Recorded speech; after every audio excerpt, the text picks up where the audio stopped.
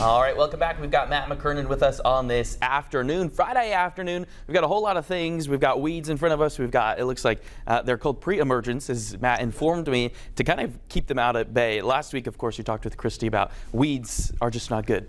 Yeah, weeds, especially during periods of drought, weeds are going to compete with our desirable plants for the limited water that's available, as well as nutrients and other resources. So we really want to take action to prevent weeds from growing in the first place, to really promote the gardens and lawns that we have. That's exactly what a pre-emergent is, right? Is to stop the weed from growing. Yep, exactly. A pre-emergent product is just a product that you would put out, and it's going to stop seeds from growing. It oftentimes stops both desirable seeds and weed seeds, so you don't want to use these products in a vegetable garden or an area where you plan to overseed a lawn.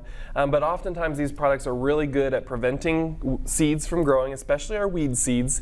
And if you choose the right one, you can actually get one application will provide you season-long control throughout the summer months. And this is something, these really only work if you're working a season ahead of time, right? Exactly. So if we would have applied these pre-emergents last fall, we could have prevented weeds like henbit or chickweed from growing up. Right now, though, we want to be applying them to prevent our summer and fall weeds. So and what are those? Yeah, crabgrass is going to be the most common, but prostrate spurge is another one that oftentimes people deal with. There's a long list of weeds that these things will help control. So is now the right time to do this, or should we wait a couple weeks? No, now is the ideal time, either now or within the next couple of weeks. There's a couple ways we know that. Ideally, when the soil temperature is an average of 55 degrees for a week, 1 inch deep, that's the perfect time. Most people aren't out there measuring their soil, so what we look for is the red bud tree, those purple flowering trees we see all over the place. When those are in full bloom, we know within the next 2 weeks we need to get our pre-emergents applied. Perfect. And I know that you mentioned this a little bit earlier, but this stops the growth of all seeds. So say I want to add grass seed. Is it better to do that first and then wait, or how does that go? How do I work around that? So you'll want to look for the specific label instructions on whether or not it's safe. Some of these pre-emergents, it's safe to plant grass seed into.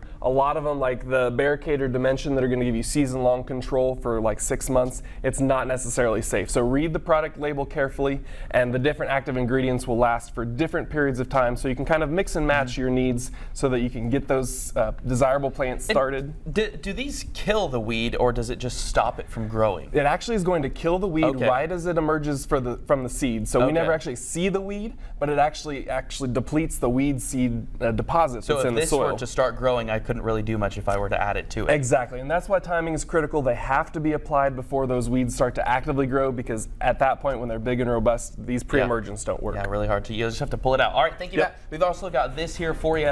It's got a whole lot of information. Where can they find this information? If you want to find out more about pre-emergence, search crabgrass with a space in the letters KSU for Kansas State University online, and that publication will pull up with all the products. Perfect. Thank you, Matt. We'll be right back after the break.